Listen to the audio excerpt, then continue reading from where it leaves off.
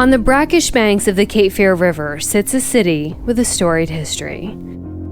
With picturesque homes and brick-laid streets, everyone wants to live here, and some residents never leave.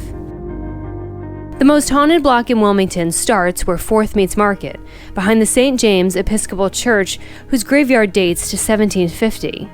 Here, both sides of the block are haunted. Time has worn away most markings on the stones, but a young man named Samuel Jocelyn has decided to stay for eternity. In the early 1800s, Samuel set off on horseback and never returned. He was found unresponsive, laying in an icy swamp. With little in the way of medical technology at the time, even a heavy nap could put you in a box, and that's exactly what happened to Samuel. Hypothermic, with an undetectable pulse, no tools or time for embalming, the quicker Samuel got into the ground, the better. Common? No. Did live burials happen? Oh, absolutely.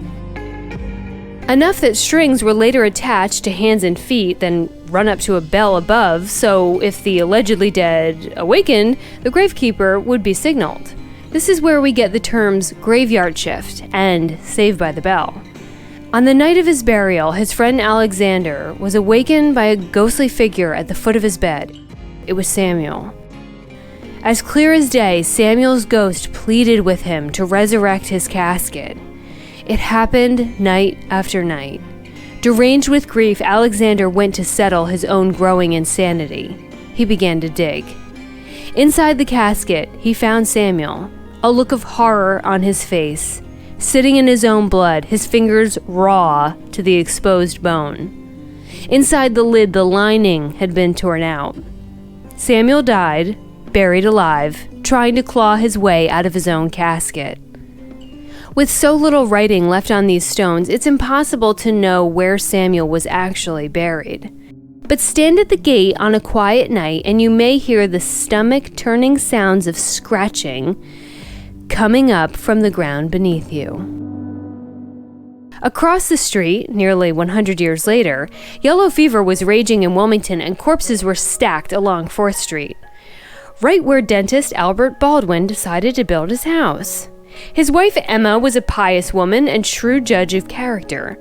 When the Baldwins lost their home to the bank in the early 1900s, Emma was so livid with resentment that strangers would be living in her home. It's said that her spirit never went with her.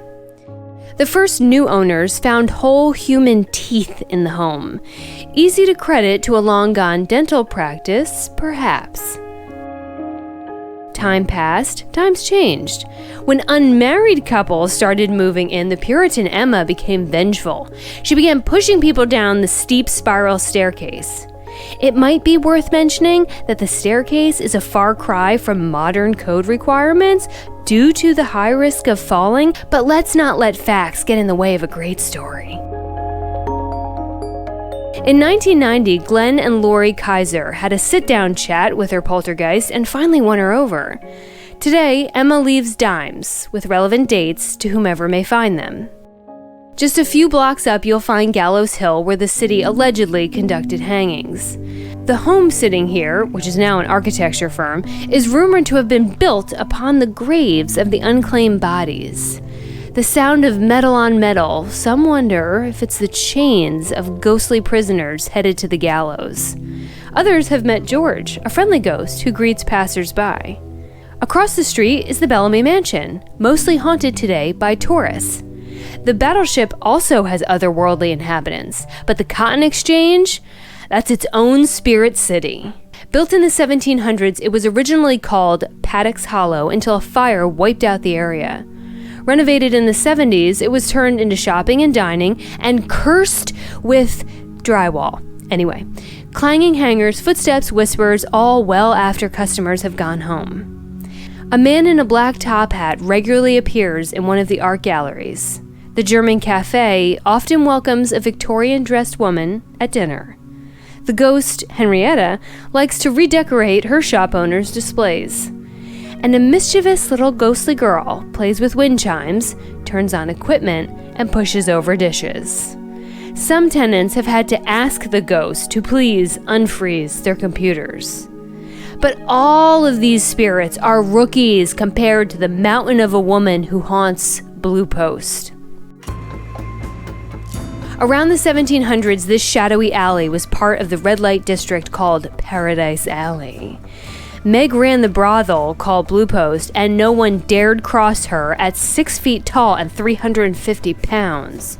Her methods of dealing with drunks included throwing them into the alley and ripping off their ears, kept as souvenirs in a jar at the bar until her body was found one night in the alley, where she still is today. People walking down the alley sometimes hear faint footsteps behind them or see a shadowy figure pass through the walls. Drunks who accidentally stumble into the women's restroom have seen Meg charge at them to get them out.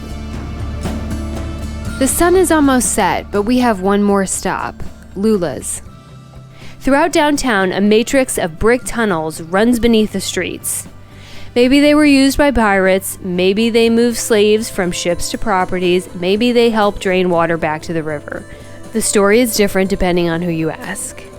In the mid-1800s, a slave named Cooter, yes, Cooter, okay, let's just keep going, he had a reputation for running away from his owner. He'd escaped to Wilmington, hoping to find a compassionate northerner to whisk him away. He was finally caught in a dead-end tunnel that connected to a hardware store, now the bar Lula's. Fed up, his owner granted him his freedom papers with a catch. It would cost him his feet. Cooter was free to go, if he could get there. His legs eventually healed into stumps, his only relief found in the soft, muddy banks of the river. Over the years, this subterranean space has been a source of hauntings. So many odd occurrences that regulars decided to conduct a seance to figure out who was haunting the pub. They posted suspected names on the walls and watched each one fall until only one remained. The name? Cooter.